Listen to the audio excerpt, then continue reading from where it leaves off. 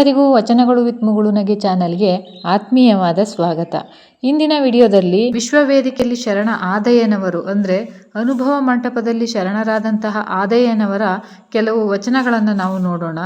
ಬಸವ ಧರ್ಮದ ಸಿದ್ಧಾಂತವ ಮುನ್ನಲಾಗಿ ಯಾವ ಧರ್ಮ ಸಿದ್ಧಾಂತಕ್ಕೂ ಸಂಬಂಧಿಸಿದ್ದಲ್ಲ. ಮುನ್ನಲಾದ ಧರ್ಮಗಳು ದೈವ ಅದ್ವೈತ, ವಿಶಿಷ್ಟಾದ್ವೈತ, ಶಕ್ತಿ ವಿಶಿಷ್ಟಾದ್ವೈತಗಳನ್ನು ಸಿದ್ಧಪಡಿಸಿಕೊಂಡಿವೆ. ಬಸವ ಧರ್ಮಕ್ಕೆ ಇವು ಯಾವುಗಳನ್ನು ಅನುಸರಿಸದೆ ತನ್ನದೇ ಆದ ವಿಶೇಷತೆಯಲ್ಲಿ ಹೊಂದಿರುವ ಸ್ವಯ ಅದ್ವೈತ ಸಿದ್ಧಾಂತವನ್ನು ಹೊಂದಿದೆ. ತನ್ನದೇ ಆದ ವಿಶೇಷತೆಯಿಂದ ಹೊಂದಿರುವ ಸ್ವಯಾದ್ವೈತ ಸಿದ್ಧಾಂತವನ್ನು ಹೊಂದಿದೆ. ಸಿದ್ಧಾಂತವೆಂಬಲ್ಲಿ ಸಿದ್ಧವೆಂದರೆ ವಸ್ತು ಸ್ವಭಾವಗಳನ್ನು, ತತ್ವಸ್ವರೂಪಗಳನ್ನು ನಿರ್ಣಯಿಸುವುದು. ವೆಂದರೆ ವ್ಯವಸ್ಥೆ. ಆದಯ್ಯನವರ ಒಂದು ವಚನವನ್ನು ನಾವು ನೋಡೋದಾದರೆ, ಅದ್ವೈತವನ್ನು ಓದಿ ಎರಡಿಳಿತವೆಂಬ ಅಣ್ಣಗಳು ನೀವು ಕೇಳಿರೆ, ಅದ್ವೈತಿಯಾದಡೆ ತನುವಿನಾಕಾರ, ಮನದ ಸಂಚಲನ, ಭಾವದ ಭ್ರಾಂತು, ಅರಿವಿನ ಮರಹು ಇಂತಿ ಚತುರ್ವಿಧಗಳಲ್ಲಿ ವಿಧಿ ನಿಷೇಧಗಳಿಳಿದು ಚಿದ್ಬ್ರಹ್ಮದೊಳಗೆ ವಿರಾಳಾತ್ಮಕವಾದುದು. ಅದ್ವೈತ ಅಂತಪ್ಪ ವಿಧಿ ನಿಷೇಧಂಗಳು ಹಿಂಗಿದೆ. ಲಿಂಗವನರಿಯದೆ ವಾಗಾದ್ವೈತದಿಂದ ನುಡಿದಲ ಅದ್ವೈತಿ ಎನಿಸಿಕೊಂಬುದೇ. ದ್ವೈತ ಇಂತಪ್ಪ ದ್ವೈತಂಗಳಿಗೆ ಸಿಲುಕದ ಹರಿಹರ ಬ್ರಹ್ಮಾದಿಗಳರಿಯದ ವೇದಶಾಸ್ತ್ರ ಆಗಮ ಪುರಾಣ ಇತಿಹಾಸ ರಹಸ್ಯ ಛಂದಸ್ಸು ಅಲಂಕಾರ ನಿಘಂಟು ಶಬ್ದ ತರ್ಕಗಳೆಂಬ ಕೂತರ್ಕಗಳಿಗೆ ನಿಲುಕದ ನಿತ್ಯ ನಿಜೈಕ್ಯ ನಿರುಪಮ ಸುಖಿಯಾಗಿ ತಾನಿದೆರೆಂಬ ಭಿನ್ನ ಭಾವಗಳಿಲ್ಲದ ಸ್ವಯಾದ್ವೈತ ತಾನೇ ಸೌರಾಷ್ಟ್ರ ಸೋಮೇಶ್ವರ.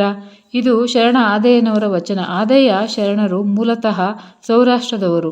ವ್ಯಾಪಾರ ನಿಮಿತ್ತ ಪುಲಿಗೇರಿಗೆ ಬಂದು ಅಲ್ಲಿ ಜೈನ ಕನ್ಯೆ ಪದ್ಮಾವತಿಯನ್ನು ಪ್ರೇಮಿಸಿ ಮದುವೆಯಾದರು. ಧಾರ್ಮಿಕ ವಾದ ಮಾಡಿ ಸೌರಾಷ್ಟ್ರದ ಸೋಮೇಶ್ವರ ಲಿಂಗವನ್ನು ತಂದು ಪುಲಿಗೇರಿಯ ತೊರೆಹೊನ್ನೆ ಬಸದಿಯಲ್ಲಿ ಸ್ಥಾಪಿಸಿದ ಶಿವಭಕ್ತ ಇವರು. ಜಂಗಮದ ಸಂಪರ್ಕ ದೊರೆತ ನಂತರ ವಿಶ್ವವೇದಿಕೆಯಾದ ಶಿವಾನುಭವ ಮಂಟಪಕ್ಕೆ ಆಗಮಿಸಿದರು. ಅಲ್ಲಿ ತಾವು ಶರಣರ ದೀಕ್ಷೆಯನ್ನು ಪಡೆದು ಅನುಭವ ಮಂಟಪದ ಸದಸ್ಯತ್ವವನ್ನು ಸ್ವೀಕರಿಸಿ ಶರಣರಾದರು. ಆಗ ಪರಲಿಂಗ ಹೋಗಿ ಪ್ರಾಣಲಿಂಗ ಆಗಿತ್ತಾಗಿ ಪ್ರಾಣಲಿಂಗಕ್ಕೆ ಸೌರಾಷ್ಟ್ರ ಸೋಮೇಶ್ವರ ಎಂಬ ಅಭಿಧಾನವನ್ನು ಪಡೆದುಕೊಂಡು ಸ್ಥಾವರ ಕಳೆದುಕೊಂಡ ತನ್ನ ಚೈತನ್ಯ ಲಿಂಗವೇ ಸೋಮೇಶ್ವರನಾಗಿ ನಿಂದಿತು. ತಾವು ಬರೆದ ವಚನಾಂಕಿತಗಳಿಗೆ ಸೌರಾಷ್ಟ್ರ ಸೋಮೇಶ್ವರ ಅಂಕಿತವನ್ನೇ ನಿರ್ದೇಶಿಸಿದರು. ಈ ಶರಣರ 103 ವಚನಗಳು ಲಭ್ಯವಾಗಿವೆ. ತಾನೇ ಸೌರಾಷ್ಟ್ರ ಸೋಮೇಶ್ವರ. ಅದ್ವೈತನ ಹಸ್ತದಲ್ಲಿ ಅಪ್ರತಿಮನೆಂಬ ಲಿಂಗವಿದ್ದಿತ್ತು. ಅದ್ವೈತನ ಹಸ್ತದಲ್ಲಿ ಅಪ್ರತಿಮವೆಂಬ ಲಿಂಗವಿದ್ದಿತ್ತು.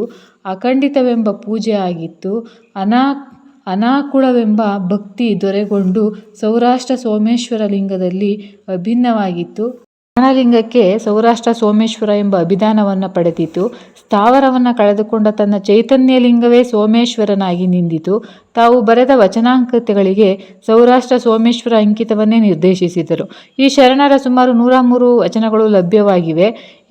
ತಾನೇ ಸೌರಾಷ್ಟ್ರ ಸೋಮೇಶ್ವರ. ಅದ್ವೈತನ ಹಸ್ತದಲ್ಲಿ ಅಪ್ರತಿಮನೆಂಬ ಲಿಂಗವಿದ್ದಿತ್ತು. ಆ ದ್ವೈತನ ಹಸ್ತದಲ್ಲಿ ಅಪ್ರತಿಮನೆಂಬ ಲಿಂಗವಿದ್ದಿತ್ತು. ಅಖಂಡಿತವೆಂಬ ಪೂಜೆ ಆಗಿತ್ತು. ಅನಾಕುಳವೆಂಬ ಭಕ್ತಿ ದೊರೆಕೊಂಡಿತ್ತು. ಸೌರಾಷ್ಟ್ರ ಸೋಮೇಶ್ವರ ಲಿಂಗದಲ್ಲಿ ಅಭಿನ್ನವಾಗಿತ್ತು. ಇವನ ಕರದಲ್ಲಿ ತಮ್ಮವಿತ್ತು. ಬದುಕಲ್ಲದೆ ವಾಯುವಿನ ಹಸ್ತದಲ್ಲಿ ಸೊಡರಿತ್ತು.